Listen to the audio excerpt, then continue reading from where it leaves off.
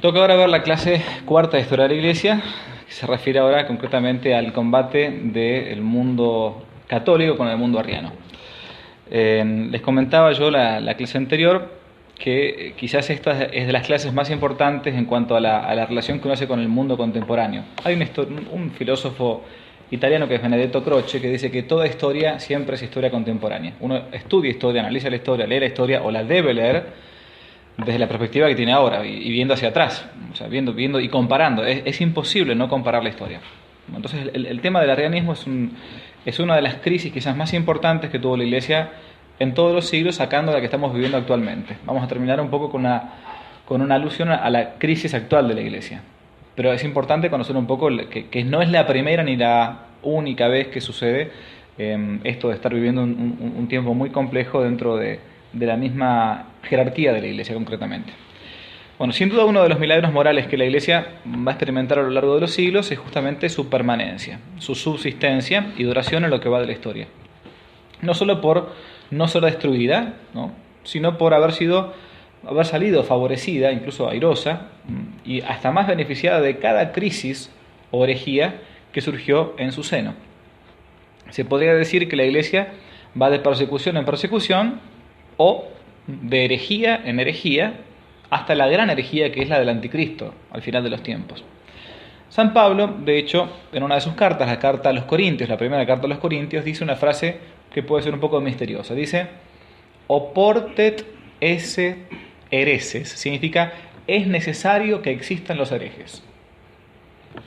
Es decir, es necesario que haya, que subsistan. Y uno dice, ¿pero por qué? O sea, ¿es bueno que hayan herejes? No, claramente que no. Pero a partir de la herejía, del error, va a surgir siempre a lo largo de la historia de la Iglesia mucho más fortificada, más beneficiada la Iglesia. ¿Qué fueron las herejías o qué son las herejías? Son errores doctrinales dentro de la Iglesia al negar una parte de un dogma. Es decir, solamente puede cometer una herejía alguien que es bautizado. Un judío no dice herejía, un musulmán no puede cometer una herejía. Y en los primeros siglos de la Iglesia van a ser muy claras, van a ser contra alguna parte de la divinidad o humanidad de Jesucristo. Ya sea por su divinidad o su humanidad, se van a ir negando o magnificando uno de estos dos componentes de Jesucristo, y de esa manera van a surgir las primeras herejías. El arrianismo afectó seriamente a la Iglesia durante el siglo IV. El cardenal Newman tiene un hermoso libro, todavía no traducido al castellano, que se llama Los Arrianos del siglo IV. Yo voy a estar basándome en la obra del cardenal Newman y en la del padre Alfredo Sáenz, que tiene un tomo dedicado en su famosa obra La nave y las tempestades, una concretamente al arrianismo. Bien, este arrianismo entonces va a surgir a lo largo del reinado o del imperio de Constantino el Grande, este emperador que vimos la clase pasada. Es decir, después de que Constantino hiciera las paces con la Iglesia Católica, con el edicto de tolerancia que vimos la otra vez, vamos a tener presente entonces que va a surgir este movimiento dentro del mismo seno de la Iglesia. Para más o menos clarificar los términos, tengamos presente qué significa la palabra herejía. La palabra viene del griego. En griego, haireo significa tomar o apoderarse de, es decir, tomar una parte y dejar la otra. Habitualmente la herejía es esto, toma una parte de verdad, pero deja otra o cambia otra que no es verdadera. Es decir, consiste en apoderarse de algo del sistema cristiano, de la doctrina cristiana, y llenándose después el hueco con alguna afirmación nueva y errónea. La negación de un sistema en su totalidad no es propiamente herejía, pues la esencia de la herejía es dejar siempre en pie una estructura, una parte cristiana. Es de ahí que uno puede equivocarse. En este caso vamos a ver nosotros que Arrio elige una parte del todo de la fe cristiana. Cristo es verdadero hombre, pero va a quitar que Cristo sea verdadero Dios. Va a suplir esta parte por una afirmación que es menguada, es recortada. Cristo es, dice, divino, pero sin que por esto sea Dios, con lo que la fe va a quedar destruida. Veamos entonces primero, esta es una imagen con la que hemos comenzado, el verbo aireo, y está aquí entonces. Comenzamos un poco para ver la parte histórica geográfica de la corriente arriana. En época del Imperio, Antioquía era la sede cabeza sobre Oriente, incluida Siria y Mesopotamia, como también Palestina y Fenicia. Y recién en el año 311, después de la muerte de Luciano de Antioquía, quedó fundada propiamente una escuela de pensamiento cristiano llamada la Escuela de Antioquía. Los representantes principales de esta escuela optaban por una exégesis filológica, histórica, de la Escritura, utilizando sobre todo la filosofía de Aristóteles. Así un historiador nos lo presenta. Decían estos que atendían por lo general en la Escritura, cuando leían la Biblia, a un sentido simple y literal, dejando a un lado todo sentido alegórico, simbólico. El objetivo de la investigación de la Escritura era descubrir el sentido obvio, literal. Ahora voy a poner un ejemplo sobre el tema. Contra esto se encontraba la escuela llamada de Alejandría de Egipto, cuya atención iba dirigida a las figuras de Cristo, a los diversos sentidos más bien alegóricos, espirituales. Si uno tuviera que poner entonces, ¿no?, un ejemplo de estas escuelas, pongamos el típico ejemplo del cruce del Mar Rojo por parte del pueblo elegido. La escuela de Antioquía había literalista, que entendía por el cruce del Mar Rojo cuando los judíos venían escapando de Egipto. Claramente entendían que el mar se había abierto, los judíos se habían pasado y el mar se había tragado. En sentido puramente literal, histórico, pasó esto.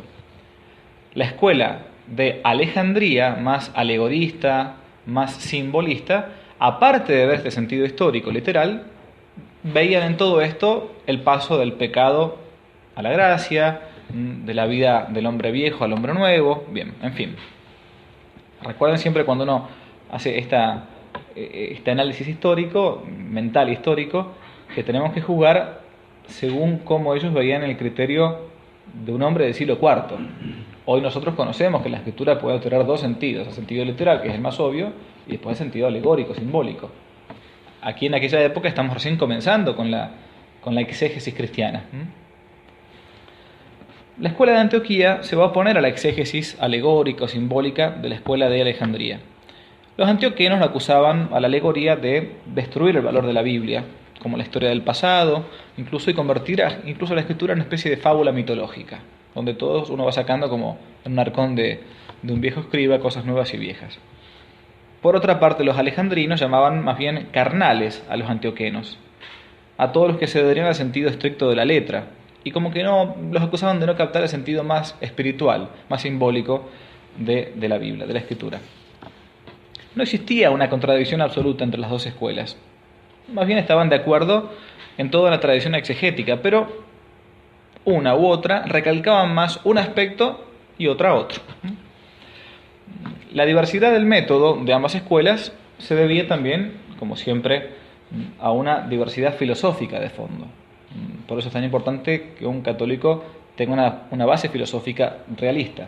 La escuela de Antioquía, una escuela que seguía más bien a Aristóteles, filosofía realista, ¿no? Y la escuela de Alejandría era más bien deudora de la escuela platónica, más bien idealista. Esta diversidad de método hacía que uno terminase entonces en distintas consecuencias. De todos modos, tanto Antioquía como Alejandría tienen riquezas invalorables. Antioquía fue cuna de una gran tradición exegética que va a alcanzar su apogeo en el siglo IV bajo la dirección de Diodoro de Tarso, un obispo de la Iglesia. Su discípulo más preciado va a ser San Juan Crisóstomo, uno de los grandes doctores y padres de la Iglesia de los primeros siglos. La tendencia de la escuela antioquena va a influenciar muchísimo en este personaje que estamos viendo nosotros, que es Arrio. Vamos a la aparición de Arrio. Ya durante todo el siglo III, año 200, la Iglesia había tenido que luchar contra una herejía llamada monarquianismo, o también llamada sabelianismo, cuyo fundador era un tal Sabelio. Sus seguidores, ¿qué es lo que sostenían? Que Dios era una unidad absoluta, que se va manifestando de diversas maneras a lo largo de la historia. Se manifiesta como Padre, por ejemplo, en la creación, Dios Padre crea; se manifiesta como Hijo, en el momento de la encarnación, de la redención, y se manifiesta o se manifestará al final de los tiempos como Espíritu Santo. Esto que parece algo muy lejano del siglo III o IV es más actual que nada. Hoy por hoy muchísima gente, o algunos teólogos mejor dicho, que están bajando líneas sobre esto, es que ahora nos encontraríamos en la era del Espíritu, ¿no? Entonces el Espíritu es la era del amor, de la compasión, en fin. Esto es la herejía entonces del sabelianismo o monarquianismo. Al insistir tanto en la unidad de Dios, es verdad que Dios es uno, quedaba como cuestionada o se destruía la distinción de la Trinidad. Dios es uno, sí, pero también es tres. El Verbo, la segunda persona de la Trinidad, no era entonces para esta herejía una persona distinta, sino el mismo Padre que va manifestándose de formas diversas. En aquellos tiempos la escuela de Antioquía, al buscar el sentido literal o histórico de las Escrituras, va a comenzar a insistir más en la humanidad de Jesucristo. Por el contrario, la de Alejandría va a hacer más hincapié en la divinidad de Jesús. Paréntesis, nada más que para uno entienda, uno comprenda a partir del arte lo que está detrás de la manifestación artística. Habitualmente en todas las pinturas o en la iconografía de Jesucristo de los primeros siglos, como se atacaba tanto la divinidad de Jesús, ¿qué es lo que vamos a encontrar habitualmente? Este tipo de pinturas. Jesucristo como en majestad, un pantocrator, ¿no? O ustedes van a verlo en mucha iconografía bizantina o oriental. Jesucristo es Dios, por eso entonces se lo presenta como el pantocrator. Pan significa todo, kratos significa gobernador, gobernante, gobierno, ¿no? El que gobierna todo, el todopoderoso diríamos, ¿no? Bien, el sabelianismo entonces va a ser esta herejía. Va a surgir entonces a partir de aquí este personaje que nos ocupa, Arrio. Nació en Libia en el año 256, hizo su formación sacerdotal en Alejandría de Egipto, donde allí el obispo Alejandro lo va a ordenar sacerdote y le va a encargar la atención pastoral de una parroquia. A partir del año 318 de nuestra era, va a empezar a predicar y enseñar una doctrina peculiar respecto puntualmente del Logos, del Verbo de Dios y su relación con el Padre. Apenas el obispo se entera de esta nueva teoría, nueva doctrina de Arrio, lo va a mandar a llamar, le va a pedir que exponga su opinión delante de otros teólogos, a los que Arrio dijo esta frase: el Hijo de Dios ha sido creado del no ser. Ya este verbo ya a un católico lo tiene que decir, bueno, ha sido creado del no ser, que había habido y que hubo un tiempo en que no existía. En su voluntad hay cabida tanto para el mal como para la virtud. Es una criatura, es algo hecho. Frase de Arrio. Como sabemos, uno dirá, bueno, pero qué tanta dificultad. Yo resumo simplemente la herejía arriana es, para Arrio, Jesucristo es un gran hombre, un hombre realmente especial, ¿no? Pero no es completamente Dios. Es una criatura. ¿Cuál es la consecuencia primera de esto? Es que si Jesucristo es meramente una criatura, no puede finalmente redimirnos, porque la redención solamente obra si es que Dios, al menos ese fue el método, el modo en que Dios quiso salvarnos, ¿no? Dios mismo se hace hombre para poder salvar a toda la humanidad completa. El principal texto en el cual Arrio se va a basar es un texto del libro de los Proverbios, capítulo 8, donde dice: el Señor me creó primicia de su camino antes que todas sus obras más antiguas. En consecuencia, Cristo no es Dios para Arrio, sino una criatura nueva, importante, super criatura, pero inferior al Padre, aunque de ningún modo comparable al resto de los seres creados, la mayor de las criaturas. Se puede ver, al menos en la postura de Arrio, algo de un influjo del sector judío, del judaísmo, de un judaísmo más bien mesiánico, donde intentan buscar que ese Mesías que viene a la tierra es un hombre con enorme poder temporal. No entramos en este punto. En consecuencia, Arrio dice que Cristo no es Dios, sino una criatura. Bien. Su dignidad, sin embargo, es la más alta después de la de Dios. Como primogénito de las criaturas, dice Arrio, está por encima de todo lo creado. En el curso de su vida llegó a un grado de virtud tal que mereció el título de Dios. Dice Arrio, es divino aunque no sea Dios. Aunque esto parezca de vuelta antiguo, se puede hacer una gran analogía con un pensador católico, a un sacerdote jesuita del siglo XX, muy pero muy mentado y hasta el día de hoy incluso lamentablemente promocionado en algunas universidades, que es Karl Rahner. Rahner fue un teólogo jesuita alemán que planteaba que Jesucristo en realidad tomó conciencia de su divinidad. Y la misión de todo católico, todo bautizado, es tomar conciencia de nuestra propia divinidad. No me detengo en Rahner, lo ha tratado muy bien el padre Julio Membiel, aquí entre nosotros. También el padre Cornelio Fabro, un gran sacerdote italiano. La consecuencia entonces más inmediata que a nosotros nos interesa es que si el verbo de Dios no es Dios, entonces no puede redimir al mundo. San Atanasio va a contestar más adelante a esta postura de Arrio con esta frase: Dios se hace hombre para que el hombre se haga Dios por la gracia. Va a separar entonces la doctrina cristiana, de la doctrina cristiana, la sustancialidad, la consustancialidad del Hijo con el Padre. Sigamos un poco más adelante. El obispo de Alejandría, San Alejandro, que había ordenado como sacerdote a Arrio, va a tratar primero de atraer a Arrio por las buenas. Al ver que éste se obstinaba, entonces lo va a deponer de su cargo de párroco y lo va a excomulgar. En aquella época todavía se excomulgaba por doctrinas llamativas o extrañas a algunas personas. Sin embargo, Arrio va a continuar ejerciendo su ministerio mientras buscaba apoyo de los obispos de otras diócesis y otros países o regiones, principalmente la zona de Siria y Asia Menor. Fue entonces cuando San Alejandro, obispo de Alejandría, va a convocar un sínodo, una reunión de obispos locales, y va a condenar la nueva herejía, la llama así, cito, la nueva herejía que ataca a Cristo, el arrianismo. Arrio se va a terminar exiliando en Nicomedia, donde se llama un amigo suyo, obispo también, llamado Eusebio de Nicomedia. Acá entra entonces en órbita, o en la historia, en esta historia por lo menos, el emperador Constantino, el que veíamos la otra vez. Constantino era un hombre tremendamente práctico. Hasta el momento habíamos visto que había ganado en la batalla del Puente Milvio, había sido finalmente coronado emperador, pero todavía no se había hecho bautizar. ¿Se acuerdan que yo comenté la otra vez que se hizo bautizar finalmente en el lecho de muerte, ¿no? Para evitar, digamos, tener que estar confesándose y esas cosas que hacemos nosotros. Bien, en fin. Constantino se va a enterar de las controversias dentro de la iglesia. Sobre lo más profundo era la unión de todos los súbditos en una misma religión.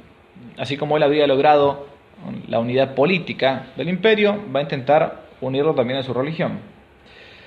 Se va a decidir entonces a intervenir directamente en el asunto, como si fuera una especie de mediador. Y en orden a buscar siempre la reconciliación de los dos bandos, el bando católico y el bando arriano, sin entender demasiado el problema que había de fondo. Decía entonces Constantino: vosotros tenéis un solo y mismo sentimiento, entonces podéis fácilmente entrar en comunión. Mirad cómo todos los filósofos de una misma secta, a pesar de sus diferencias sobre puntos particulares, se unen siempre en un solo dogma. Volved, pues, a vuestra mutua amistad.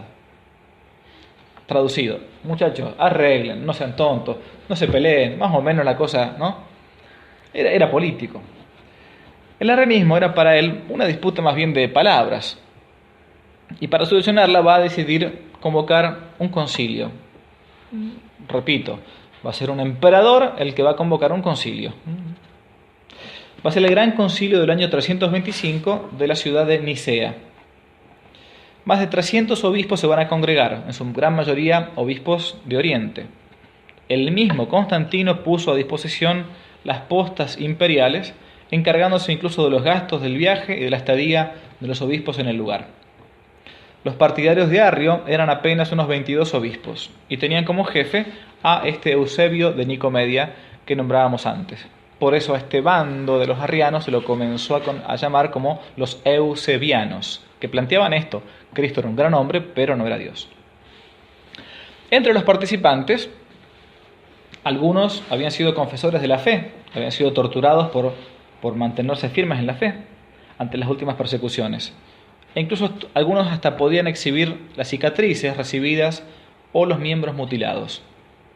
Otros eran célebres por su sabiduría, por su santidad, su erudición. Por ejemplo, el famoso patriarca de Alejandría, San Alejandro. Y San Alejandro va a llegar al concilio de Nicea acompañado de un joven diácono que todavía no era sacerdote, llamado Atanasio. Allí, desde las primeras sesiones, se van a comenzar a mostrar las distintas tendencias relativas a un punto crucial: la doctrina del Verbo que se había hecho carne.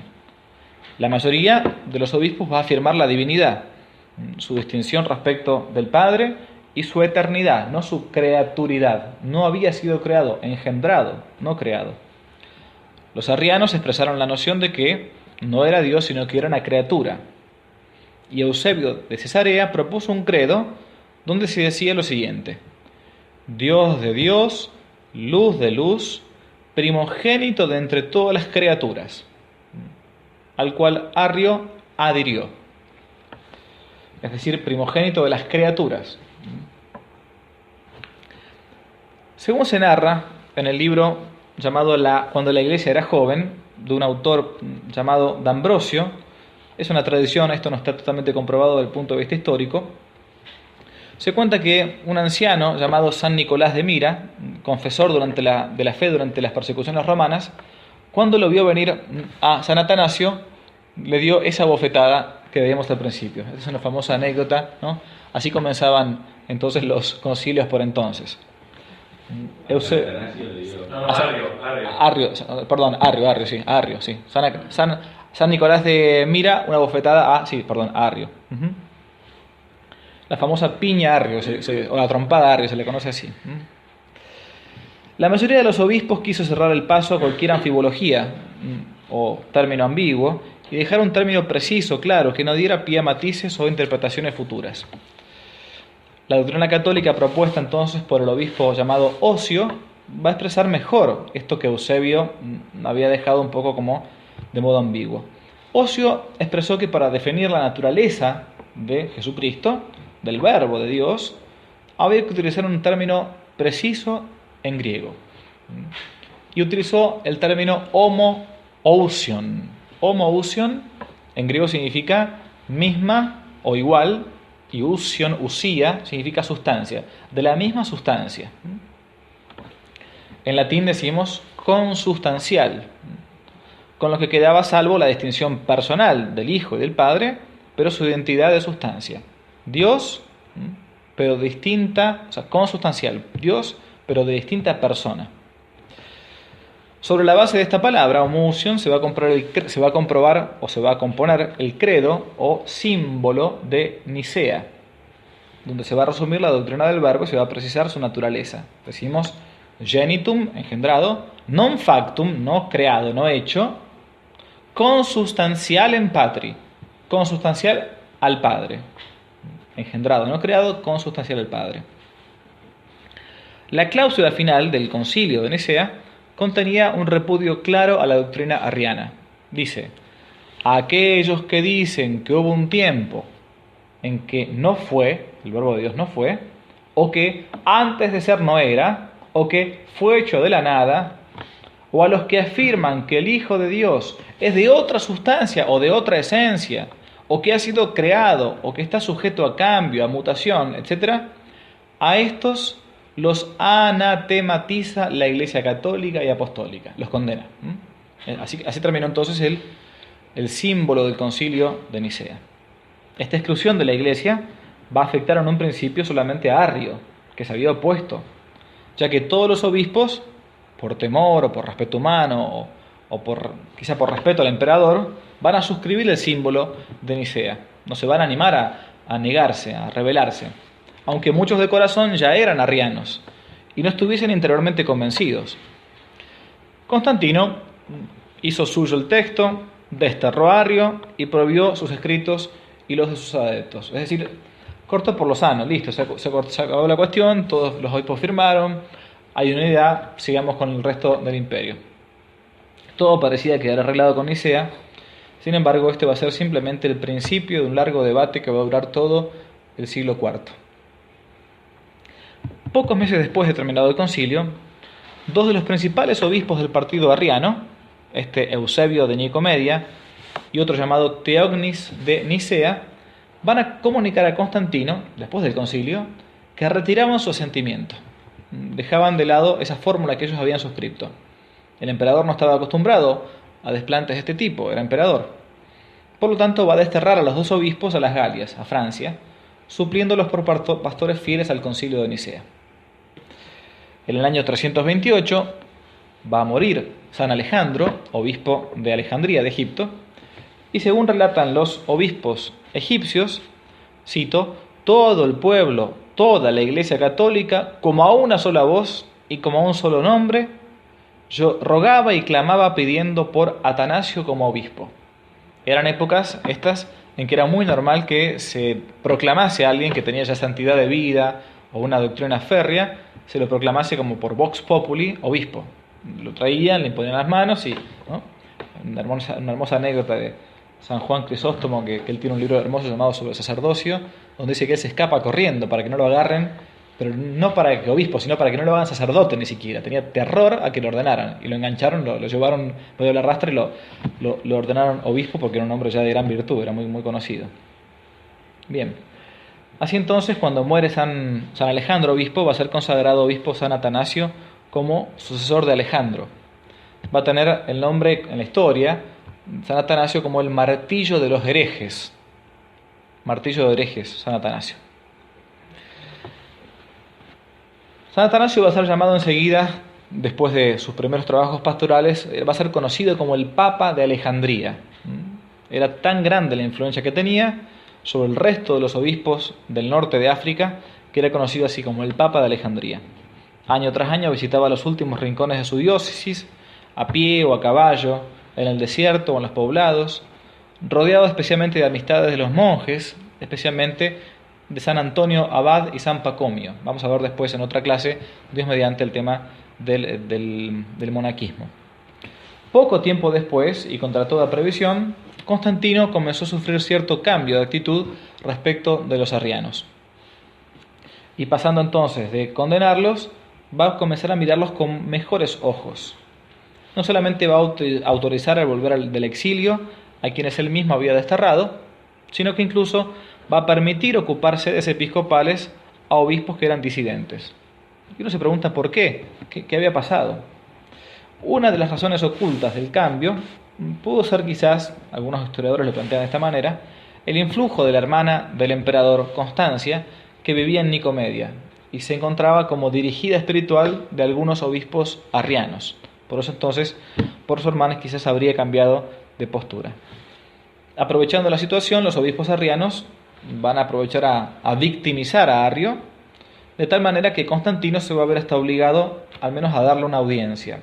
En esa audiencia, el hereje Arrio, va a hacer profesión de fe sobre un símbolo redactado en términos muy vagos, y finalmente va a lograr que sea reintegrado a su cargo en la diócesis de Alejandría de Egipto, donde ya San Atanasio era el obispo. Al recibir la noticia, Atanasio se va a negar, él era el obispo de la diócesis, ¿no? Hasta que él no haga una profesión pública de fe católica no pudo recibirlo, se va a negar intransigentemente a la decisión de Constantino a reintegrarlo en la diócesis. Y, como era de esperar, los obispos arrianos van a acusar a San Atanasio de un ultramontano, de exagerado, hoy podríamos decir de falta de misericordia, un montón de cosas más, varios intolerante, intransigente, en fin, bueno. Y aquí entonces va a ser cuando San Atanasio va a sufrir su primer destierro. Tantas fueron las inculpaciones contra Atanasio que al fin van a terminar de lograr presionar a Constantino. En el año 335, en la ciudad de Tiro entonces, se va a convocar un sínodo que, dominado por el bando de los arrianos, va a declarar ortodoxo, es decir, de buena doctrina, a Arrio. Arrio es católico a partir de ahora. Se le va a levantar la excomunión de Nicea, y a San Atanasio van a buscar arrancarle o doblarle el brazo para que acepte esta doctrina impuesta por Arrio. Presionando incluso al emperador, van a lograr que el mismo Constantino destierre de su diócesis al obispo de Alejandría. Van a inventar nuevas calumnias. El imperio en ese momento estaba atravesando una crisis grave de abastecimiento y van a decir los arrianos que San Atanasio había sobornado a un grupo de marineros egipcios para impedir que el trigo fuera transportado a Constantinopla. El emperador, por una cuestión entonces de una excusa económica, va a terminar exiliando a San Atanasio. Digamos algo de la nueva herejía arriana, de esta y su aceptación sobre todo. ¿Cómo pudo ser que tan rápidamente vaya a aprender? Arrio era un gran orador, hacía que la religión cristiana se mostrase más humana, más, entre comillas, racional o razonable, más a la moda, digamos.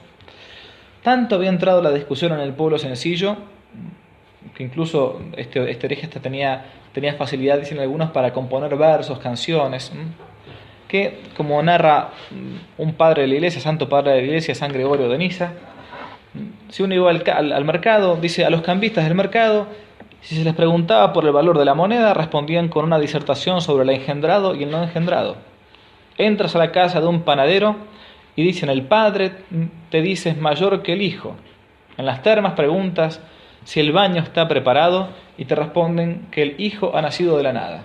Es decir, había una especie de doctrina popular. La gente estaba imbuida de esta doctrina. Más o menos como nosotros ahora, que son estos temas que se tocan en los trabajos. Muchos, entre comillas, intelectuales de la época se van a identificar con el arrianismo, como un recuerdo del antiguo prestigio de los filósofos paganos. Era como la corriente de moda. Y otro de los principales aliados va a ser el ejército, casi en su totalidad de parte de los arrianos.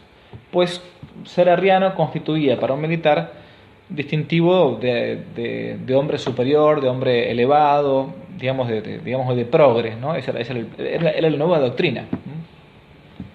Poco a poco, y cada vez más, distintas sedes episcopales van a comenzar a volverse ya no tan temerosas de su profesión de arrianismo.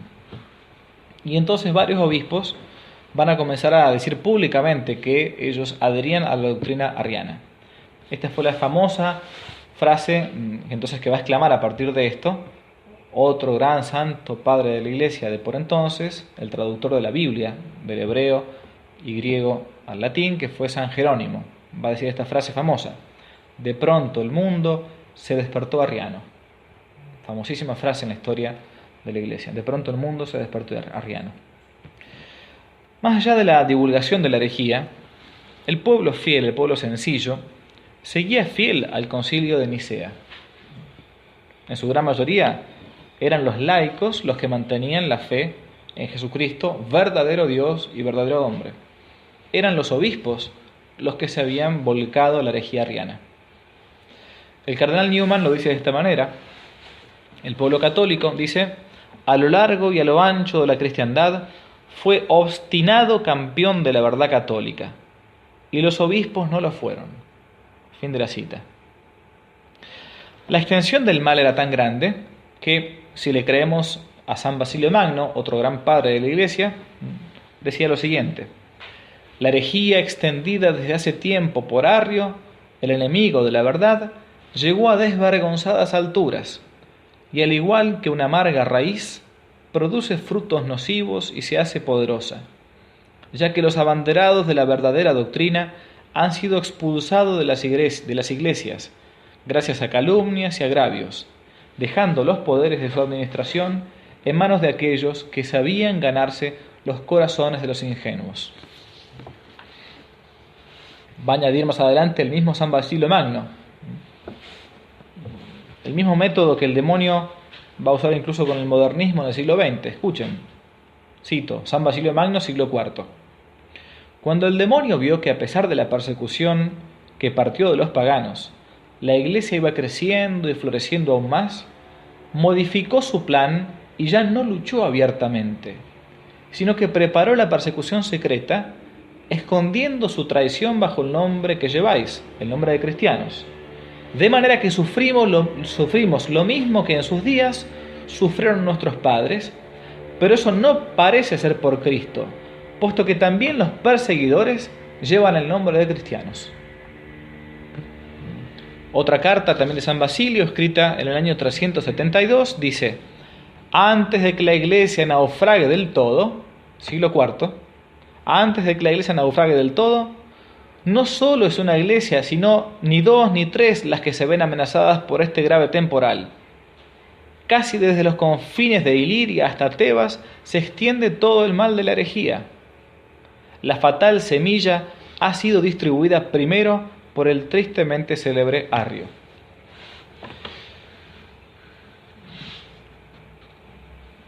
Última cita, también de San Basilio. Los actuales tiempos tienen una fuerte tendencia a la subversión en la iglesia. Es que el Señor ha abandonado totalmente a su iglesia. Ha llegado la última hora y se inicia aquí la segregación para que se manifieste el hombre del pecado, el hijo de la perdición, el antagonista, que se levanta sobre todo lo que se dice Dios y templo. Fíjense cómo estas frases al menos muestran un poco el alma, ¿no? de los padres de la iglesia de aquella época. Parecía que todo estaba perdido. La iglesia parecía que estaba, al menos la mayor cantidad de obispos estaba como dominada por esta herejía del arrianismo. Era tremendo.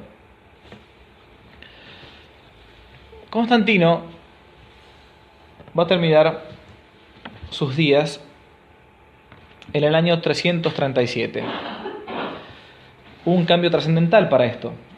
Al asistir Constantino a la celebración de la Pascua en Constantinopla, sus fuerzas van a decaer y viéndose morir, va a mandar a llamar al obispo más cercano, más próximo, el arriano Eusebio de Nicomedia, de cuyas manos va a recibir el bautismo en el lecho de muerte. Bautismo válido, por cierto, pero bautismo de manos de un arriano al fin. Más allá del final del emperador Constantino, quiero decir, el juicio que se debe hacer de su imperio en su conjunto, esta es la imagen que yo creo que les contaba la otra vez a ustedes, del vitral de San Constantino en la Basílica de Luján, hecha por franceses. Primera capilla de la derecha, en la Basílica de Luján, se encuentra, entre comillas, San Constantino, porque entre los franceses quedó una tradición de agradecimiento respecto de Constantino, y tanto a Constantino como a Carlomagno le han puesto unos vitrales. Al lado de este vitral está San Carlomagno, aunque no haya sido declarado santo, ¿no?, por la Iglesia. Más allá del final, entonces, del emperador Constantino, el juicio que hay que hacer de su imperio en su conjunto es muy favorable. Políticamente se lo conoce como un gran estadista que supo consolidar el imperio, traerle la paz al mundo cristiano y darle prosperidad como en sus mejores épocas.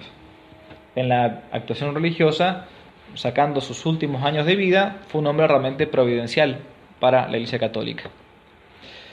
A la muerte de Constantino, el imperio va a quedar dividido en tres grandes partes, en sus tres hijos. Al mayor, Constantino II, le va a tocar asumir la zona occidental y de las Galias. Constancio II va a recibir por su parte Oriente. Y Constante, tercer hijo, va a quedarse con el centro del imperio, África, Italia y Panonia. Los tres van a asumir en el año mismo de la muerte de Constantino, 337, y van a asumir con el título de Augusto, así como el emperador Augusto. Constantino II va a permitir el regreso de San Atanasio de su exilio. En un primer momento, en Occidente, Constantino va a comunicar a los cristianos de Alejandría que quedaba levantado ese destierro que había sido impuesto a San Atanasio por oponerse al emperador y por esta especie de estafa política que le hicieron de haberse negado o haber como jorobado esto del abastecimiento de trigo. Además, por disposición conjunta de los tres gobernantes, a los obispos fieles a Nicea que habían sido exiliados se les va a permitir su retorno a sus respectivas diócesis. Sin embargo, los arrianos van a advertir que en Oriente Constancio se inclinaba hacia el arrianismo por su personalidad más bien débil y mediocre, fácilmente influenciable. Aprovechando esta situación, los arrianos se van a plantear dos objetivos inmediatos: consolidar el apoyo imperial, de lo cual se va a encargar Eusebio de Nicomedia, y apoderarse de las dos sedes más importantes de Oriente, Constantinopla y Alejandría, donde estaba ya devuelto a su cargo San Atanasio. De la primera diócesis, Constantinopla, van a disponer muy prontamente. Se van a valer de un sínodo que los amigos de Eusebio van a hacer reunir en Constantinopla al año siguiente de la muerte de Constantino, año 338. Van a deponer al obispo llamado Pablo y van a hacer subir a Eusebio de Nicomedia como obispo. Sin embargo, faltaba sacar de vuelta a San Atanasio. Van a iniciar una batalla realmente incruenta pero durísima contra San Atanasio, diciendo que su reasunción no era admisible. Era un obispo renegado, que había hablado mal del antiguo emperador, que buscaba la sedición y no la paz. Es decir, no tenía, entre comillas, comunión episcopal. En Alejandría los obispos y la gente se van a levantar en favor del santo. Era enorme la popularidad que tenía San Atanasio entre los egipcios de Alejandría. Los eusebianos, partidarios de Arrio, van a dar un paso más y van a pedirle al Papa un nuevo sínodo para zanjar el asunto de Jesucristo, si era Dios o no era Dios, era una gran criatura o no era criatura. Así fue entonces mientras consagraban a un obispo paralelo a San Atanasio, que va a hacer la segunda vuelta del posible segundo destierro de San Atanasio. Van a consagrar a un tal Gregorio de Capadocia como obispo de Alejandría. Paralelamente existía San Atanasio como obispo real. El ingreso de Gregorio a la sede de Alejandría fue como la narro. La noticia de la nueva destitución de San Atanasio dio en Alejandría la señal para el ataque. En la noche del 18 de marzo del año 340, San Atanasio fue expulsado del palacio episcopal. El pueblo rodeaba amenazador todas las iglesias. Atanasio quiso evitar lo peor y con toda urgencia bautizó a los catecúmenos huyendo después, y bajo la protección de un pelotón de guerreros entró Gregorio, el nuevo obispo, a caballo en la ciudad. Los judíos, los paganos y los arrianos vitoreaban al mercenario. Entre la comunidad de los fieles se levantó una sorda protesta y un grito de desesperación cuando Gregorio se hizo cargo de sus iglesias bajo atroces crímenes. Fue un Viernes Santo. El patriarca San Atanasio, expulsado, oyó en su escondite cerca de la ciudad cómo el grito de muerte de las víctimas de Gregorio superaba el aleluya pascual. Vinieron mensajeros comunicándole que centenares habían sido sacados de las iglesias para encarcelarlos. Santas vírgenes habían sido desnudadas en las plazas delante de los santuarios, flagelándolas con palos hasta que caían muertas, y en el cielo vio reflejado el resplandor de las hogueras de las iglesias cristianas. Fin de la cita. Este es el padre Sáenz.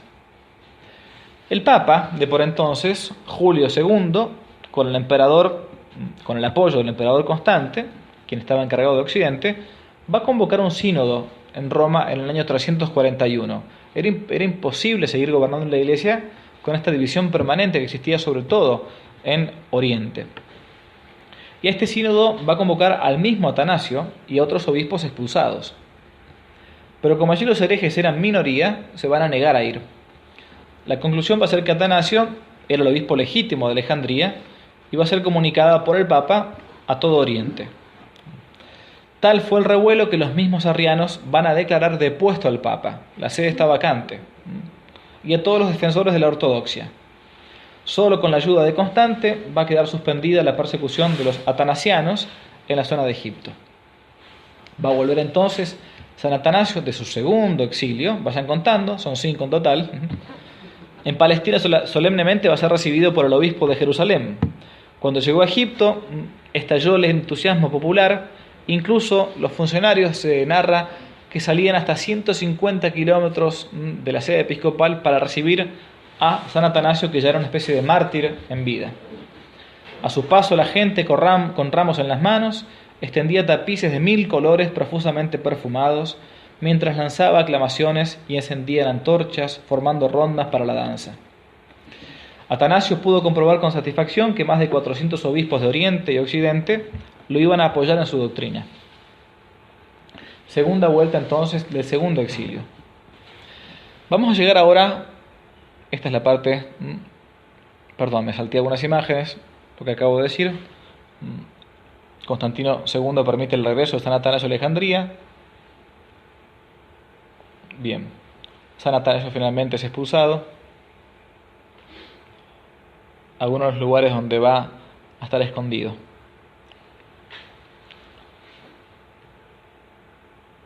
Bien. En el año 350 va a suceder un acontecimiento bastante imprevisible. Constante, dueño de Oriente, va a ser asesinado por un usurpador, quedando Constancio como único emperador hacia el año 361. Este acontecimiento va a tener gravísimas consecuencias en el ámbito religioso. Y nuevamente va a ser el turno de los arrianos, que se van a acercar más y más al emperador. Moría casi al mismo tiempo el Papa Julio II, columna de la ortodoxia y sostén principal de San Atanasio, dejando en el trono de Pedro a un papa que yo les pido que retengan el nombre, porque es un papa muy controversial en la historia de la Iglesia, que es el Papa Liberio.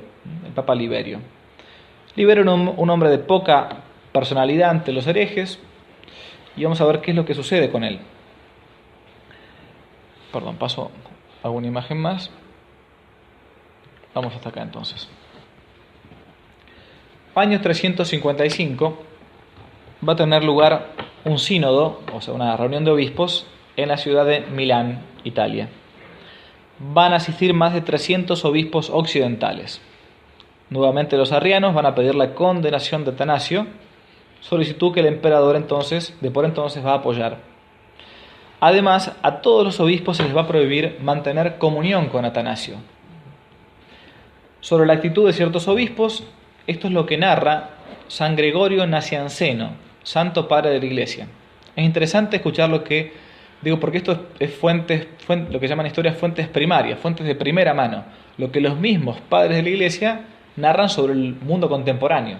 Escuchemos.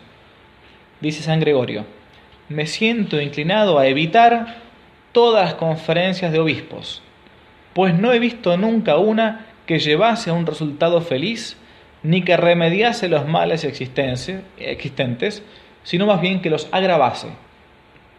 Los pastores actúan como unos insensatos, porque salvo un número muy reducido, todos ceden ante las circunstancias, con la única diferencia de que unos sucumben más pronto y otros más tarde.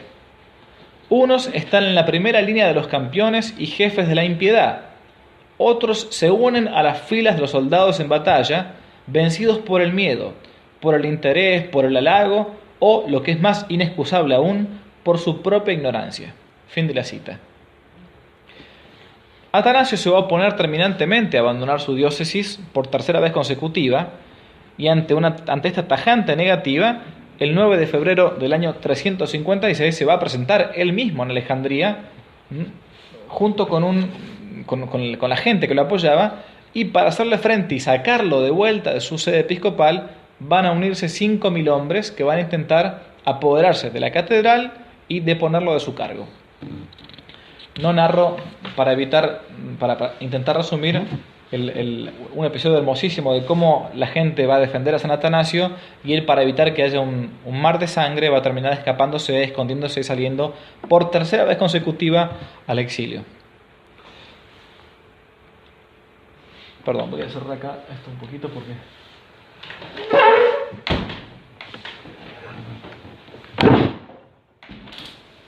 Peligra si no la pantalla. Va a ser el tercer destierro de San Atanasio, va a durar 6 años. La mayor parte del tiempo lo va a pasar con amigos en el desierto, especialmente los monjes del desierto, donde va a aprovechar a escribir sus principales obras. Apología al emperador Constancio, donde va a refutar las calumnias que circulaban contra él. Apología por su propia fuga, se llaman así los libros, ¿no? Historia de los arrianos dirigida a los monjes y discurso contra los arrianos, en fin, varias obras de San Atanasio.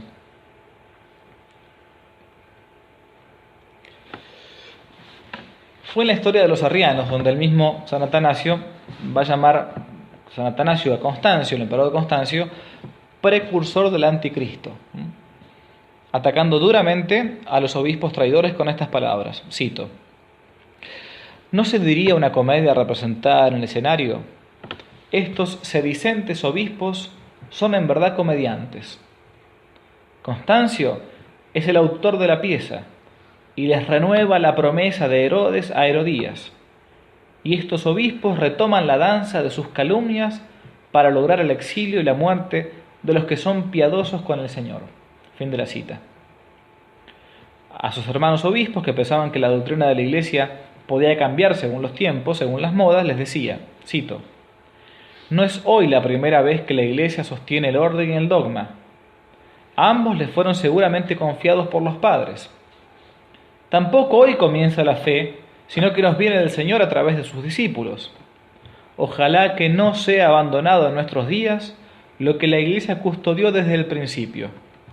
Ojalá no traicionemos lo que nos ha sido confiado.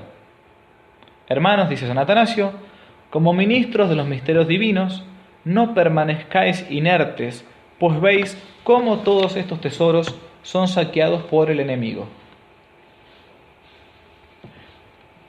Va a tocar ahora esto que contaba yo de el Papa Liberio. Es un tema importante dentro de este mundo del arrianismo porque uno puede hacer grandes paralelos a la historia no solamente del siglo IV, sino a otros momentos de la historia de la Iglesia.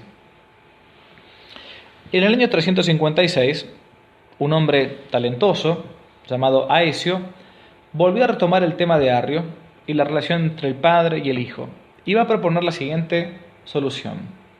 Va a decir, el Hijo no es de la misma esencia del Padre, ni tiene su misma semejanza, sino que habría que decir, dice Aesio, que el Hijo es no semejante al Padre. En vez de homoousios, va a llamar él anhomeos, no semejante. Llegando a imponer esta fórmula en un sínodo celebrado en la ciudad de Sirmio. Se va a conocer esta frase como el Hijo no semejante al Padre, como la fórmula de Sirmio, de la ciudad de Sirmio.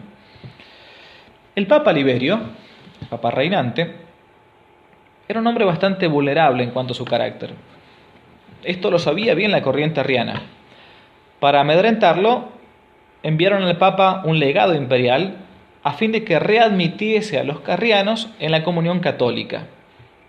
El Papa Liberio se va a oponer a esta admisión puramente directa sin que hicieran una profesión de fe católica. El emperador entonces va a ordenar apresarlo, conducirlo a Milán y detenerlo. Él se encontraba en ese momento en Milán. Allí, frente a frente, el emperador lo va a interrogar nuevamente, pero el Papa continuaba en su misma posición, por lo que Liberio va a ser desterrado a Berea de Tracia, donde va a permanecer 2 años. Con Ocio, el obispo Ocio, va a proceder de igual manera. Lo va a hacer comparecer a Milán, lo va a presionar de miles maneras y finalmente lo va a desterrar en Sirmio. Liberio, papa, abatido, cansado en el exilio, después de 2 años, va a acabar por ceder a los apremios. Se conservan algunas cartas incluso donde el Papa condena a Atanasio y acepta la comunión con sus adversarios e incluso suscribe la fórmula de fe semi-arriana, esa fórmula de Sirmio que decía recién yo, que el Hijo es no semejante al Padre. De este modo Liberio va a lograr retornar a Roma, volver a Roma, pero a un precio demasiado alto. Los adversarios de la Iglesia se complacen habitualmente en destacar esta claudicación personal de Liberio y van a negar con ella, por ejemplo, la infalibilidad pontificia declarada como dogma en el Concilio Vaticano I. El Papa, cuando habla de fe y de moral, de modo definitivo para toda la Iglesia universal e intentando y proclamando su autoridad papal, es infalible en esos puntos, fe y moral. Bossuet y el cardenal Baronio, 2 príncipes de la historia de la Iglesia, dicen que el Papa cayó en herejía al firmar la fórmula que le presentaron. Sin embargo, dicen que fue una herejía no dicha ex cátedra, es decir, desde la cátedra de Pedro, sino una herejía más bien de tipo personal. La mayor parte de los críticos da otra explicación, afirmando que la fórmula firmada por Liberio era lo bastante ambigua como para que pudiese entenderse de buena o mala manera. Hay que recalcar que también la mayoría de las sedes episcopales de las ciudades más importantes, como Alejandría, Antioquía, Constantinopla, etc., tenían también pastores arrianos convencidos. Yo me inclino por la segunda opción, más bien, de sin descartar que realmente era una fórmula herética, por la opción de que podía llegar a entenderse bien la fórmula de Sirmio, aunque era realmente ambigua. Sin duda que era escandaloso que un papa, por el temor a la presión de un emperador de que lo tuviese en el exilio, terminase claudicando en lo que otros cristianos, por ejemplo San Atanasio, estaban sufriendo en sus exilios, incluso sus martirios. Pero incluso aceptando la hipótesis de que el Papa Liberio haya caído en herejía, no se trataba de una herejía que afectara de modo público, no estaba declarando de modo público algo que ya había sido declarado antiguamente en el Concilio de Nicea. De esta época va a ser esta tristísima y famosísima carta que San Atanasio escribe a sus fieles, quizás de las más importantes de la historia de los primeros siglos de la Iglesia. Escuchen bien porque nos puede dar mucho consuelo en tiempos actuales. Dice San Atanasio lo siguiente: hermanos, que Dios os consuele. He sabido que no solo os entristece mi exilio, sino sobre todo el hecho de que los otros, es decir, los arrianos, se han apoderado de los templos por la violencia, y entre tanto vosotros habéis sido expulsados de esos lugares. Ellos poseen los templos, vosotros poseéis la fe. Ellos, consolidados en sus lugares, están en realidad al margen de la verdadera fe. En cambio vosotros, excluidos de los templos, permanecéis dentro de esa fe. Confrontemos, pues, qué cosa es más importante, el templo o la fe. Y va a resultar evidente, desde luego, que es más importante la verdadera fe. Por lo tanto, ¿quién ha perdido más o quién posee más? ¿El que retiene un lugar o el que retiene la fe? El lugar ciertamente es bueno, supuesto que allí se predique la fe de los apóstoles. Es santo si allí habita lo santo. Vosotros sois los dichosos que por la fe permanecéis dentro de la Iglesia, descansáis en los fundamentos de la fe y gozáis de la totalidad de la fe que permanece inconfusa. Y termina: nadie prevalecerá jamás contra vuestra fe, hermanos queridos, si en algún momento Dios os devolviera los templos. Será necesario el mismo convencimiento, es decir, que la fe es más importante que los templos. Fin de la cita. Luego del imperio de Constancio, va a tomar el poder su primo, Juliano, el apóstata. En el máximo momento de apogeo, el arrianismo hacía que la Iglesia pareciese tocar fondo. Todo estaba perdido. Un emperador apóstata, los mejores obispos exiliados, y eran poquísimos los que mantenían la fe. El Papa había claudicado, al parecer. El cardenal Newman decía para esta época, al ver esta época, la causa de la verdad estaba en un nivel más bajo. Los latinos habían acabado por someterse a un credo no católico. El Papa había cedido. Atanasio se encontraba en el destierro. Los arrianos ocupaban las principales sedes episcopales. Y en este preciso momento, Juliano va a ser proclamado emperador en la ciudad natal de Constantinopla. Peor parecía imposible la situación. Inesperadamente, Juliano el apóstata va a permitir volver del destierro a los obispos ortodoxos, o sea, de buena doctrina, tanto de Oriente como de Occidente, incluso al mismo San Atanasio, comenzando un breve proceso de rehabilitación católica. Algunos historiadores dicen que la medida de Juliano de permitir el retorno de los católicos fue más bien para reavivar las luchas entre los grupos arrianos y católicos, es decir, para que se maten entre ellos, se dividan más bien entre ellos. Recuerden que la vez pasada, creo que lo decíamos, este va a ser Juliano el apóstata, va a ser el emperador que va a intentar traer de vuelta todas las tradiciones romanas antiguas para volver, entre comillas, decía él, para que Roma recuperase su antiguo esplendor. El que va a intentar de vuelta construir el templo de Jerusalén. ¿Se acuerda que lo vimos en la segunda clase de Historia de la Iglesia, que se terminaba destruyendo cada vez que lo querían armar? Es más, en cuanto a Juliano se dio cuenta de que su medida, en vez de provocar nuevas contiendas, impulsaba a la unidad de la Iglesia, va a publicar un nuevo edicto donde decretaba un nuevo exilio para Atanasio. Cuarto exilio. El padre Sáenz nos narra este cuarto exilio de esta manera. Atanasio huyó en una pequeña barca, eludiendo con astucia la persecución de los navíos del emperador, ya que no quería que las autoridades conocieran el lugar de su residencia en el exilio. Un día remontaba el Nilo en una pequeña embarcación, cuando detrás de él oyó un ruido de remos. Eran los esbirros de Juliano que lo estaban buscando. Sus compañeros de viaje comenzaron a asustarse. Atanasio respondió: «Déjenlos hacer», les dijo tranquilamente, e hizo que viraran a bordo, dirigiéndose la nave al encuentro de la galera oficial. Preguntaron entonces desde una nave hasta la otra. Le preguntaron a Atanasio, sin conocerlo: «¿Ha visto usted a Atanasio?». «Así lo creo», respondió, disimulando su voz. «¿Y está lejos?». «No, está muy cerca, remen con fuerza». Y así entonces va a lograr eludirlos en este cuarto exilio. Cuarto destierro. Aunque va a ser un destierro bastante breve. Perdón, el quinto destierro. Moriría el emperador Juliano y Atanasio va a retornar a su sede. A la muerte de Juliano va a tomar la posta el emperador Valente,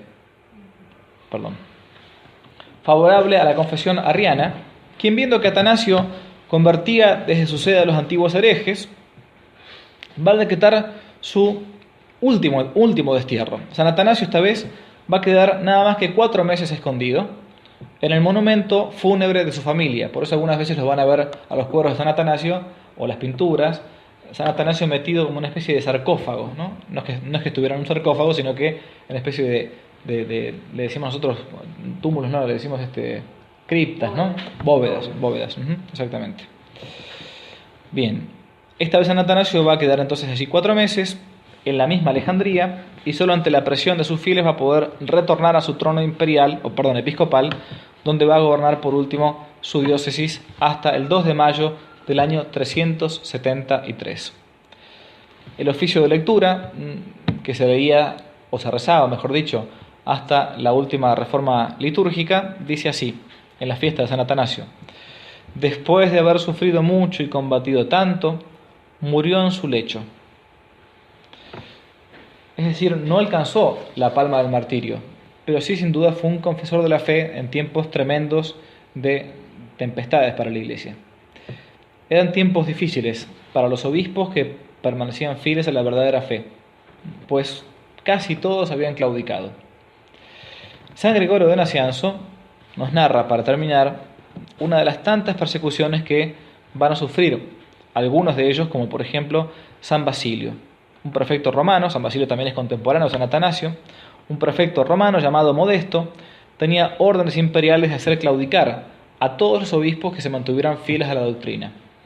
Se va a encontrar con San Basilio Magno y va a darse este diálogo entre el obispo y Modesto, el prefecto romano. «¿Con qué derecho?», le preguntó Modesto, «¿tú rechazas la religión del emperador?». San Basilio respondió: «El emperador es una criatura de Dios como yo, y yo no adoro a ninguna criatura». Modesto respondió: «Teme el castigo de tu audacia». «¿Cuál?», preguntó San Basilio. «La confiscación, el destierro, hasta podría ser la muerte». San Basilio, mirándolo, respondió: «Amenázame con otras cosas. No tengo nada que perder, pues no poseo nada más que mi manto y algunos libros. En cuanto al destierro, soy extranjero en la tierra y en todas partes soy huésped de Dios. Por lo que toca al cuerpo, tras los primeros golpes quedaré insensible a los padecimientos. La muerte será además un beneficio para mí, pues me llevará más pronto con mi Creador». Modesto, enfurecido, como prefecto, gritó: «Nadie se ha atrevido a hablarme así siendo prefecto». San Basilio, bajando la voz, simplemente dijo: «Es que se ve que por lo visto hasta ahora nunca te habías encontrado con un obispo». La paz va a llegar solamente en el año 379, bajo el imperio de Teodosio el Grande. Va a convocar el Gran Concilio Ecuménico de Constantinopla en el año 381, y allí se va a afirmar la fe de Nicea y se va a agregar Creo en el Espíritu Santo, que es Señor y dador de vida, que procede del Padre y del Hijo, y que con el Padre y el Hijo recibe la misma adoración y gloria, y que habló por los profetas. De allí que se llame el credo niceno-constantinopolitano, lo que llamamos el credo largo, decimos nosotros, que después a veces está resumido. Concilio de Constantinopla. Y San Atanasio claramente, aunque ya había muerto, va a quedar como el gran defensor por excelencia de la doctrina del Verbo encarnado. Termino con una reflexión y después con una cita. La defensa de la fe, a lo largo de los siglos de la Iglesia, como hemos visto, por momentos parecía imposible. Emperadores arrianos, obispos que habían claudicado, la fe conculcada. ¿Qué más podía esperarse? La barca de Pedro, como decía Benedicto XVI, hacía agua por todos lados.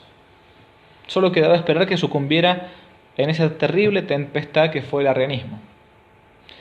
Pero Dios, que es más grande que nuestras miserias, se las va a ingeniar una vez más para hacer suscitar paladines que defendiesen vigorosamente la fe y permitiesen que no se sucumbiese entre las infatigables olas.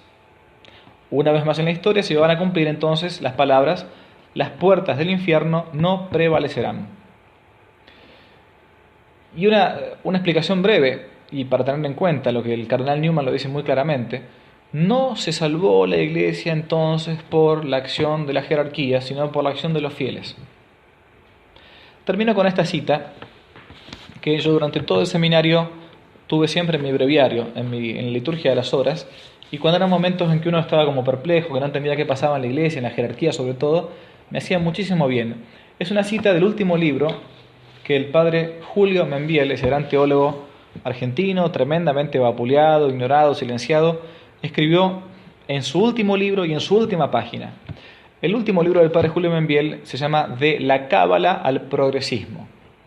Y narra un poco, así como, brevemente explico, así como el judaísmo tuvo sus momentos o tuvo sus raíces, sus contenidos espurios, sucios, que finalmente terminó tergiversando el judaísmo, volcándose a la tradición farisaica de la época de Cristo. Dice el padre Membiel que la herejía del progresismo, esto de que la Iglesia va cambiando permanentemente, siempre que adelante lo que viene después es mejor que lo de atrás, es algo parecido a lo que fue la cábala hebrea, la cábala judía.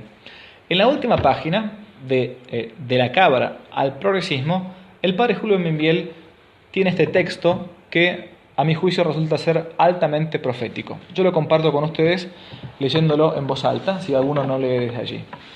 Dice: sabemos que el mysterium iniquitatis, el misterio de iniquidad, ya está obrando. Está esto en la segunda carta a los tesalonicenses. Pero no sabemos los límites de su poder. Sin embargo, no hay dificultad en admitir que la iglesia de la publicidad, así lo pone entre comillas, pueda ser ganada por el enemigo y convertirse de iglesia católica en iglesia gnóstica. Puede haber dos iglesias: la una de la publicidad, iglesia magnificada en la propaganda, con obispos, sacerdotes y teólogos publicitados, y aún con un pontífice de actitudes ambiguas. Y otra iglesia, la iglesia del silencio, con un papa fiel a Jesucristo en su enseñanza y con algunos sacerdotes, obispos y fieles que le sean adictos, esparcidos como pusillus grex, como pequeña grey, ¿no? Un pequeño rebaño, por toda la tierra. Esta segunda sería la iglesia de las promesas, y no aquella primera que pudiera defeccionar. Un mismo papa presidirá ambas iglesias, que aparente y exteriormente no sería sino solo una.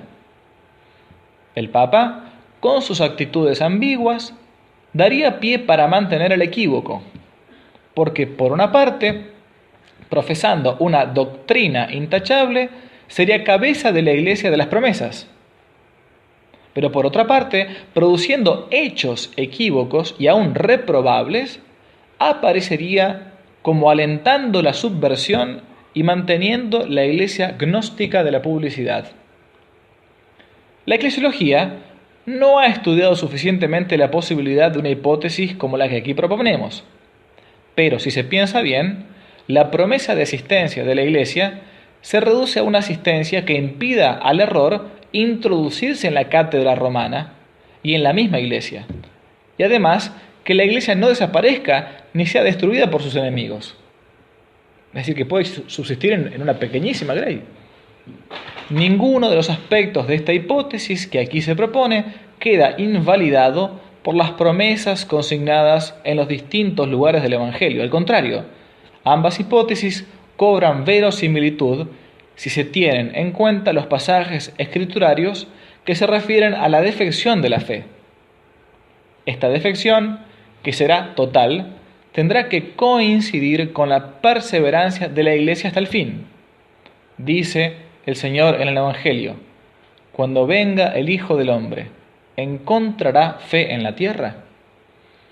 Y fijémonos cómo esto que el Padre Membiel escribe a principios de la década de los 70, no está escribiendo ahora, a principios de la década de los 70, puede aplicarse tanto para la época de los arrianos, como incluso para las épocas más difíciles, mejor dicho, como quizás nos pueden estar tocando vivir nosotros ahora, que uno no entiende bien qué es lo que pasa, que está como desorientado y a veces como que nos cuesta incluso saber dónde está el norte. Bueno, al menos conocer la historia de la Iglesia, conocer la historia al menos del arrianismo y cómo incluso del laicado y algunos pocos obispos fieles, con incluso un papa que llegó a ser hasta ambiguo y hasta profesar una fe un poco dudosa, hasta incluso de ahí se pudo salir. Bueno, es todo. Muchas gracias.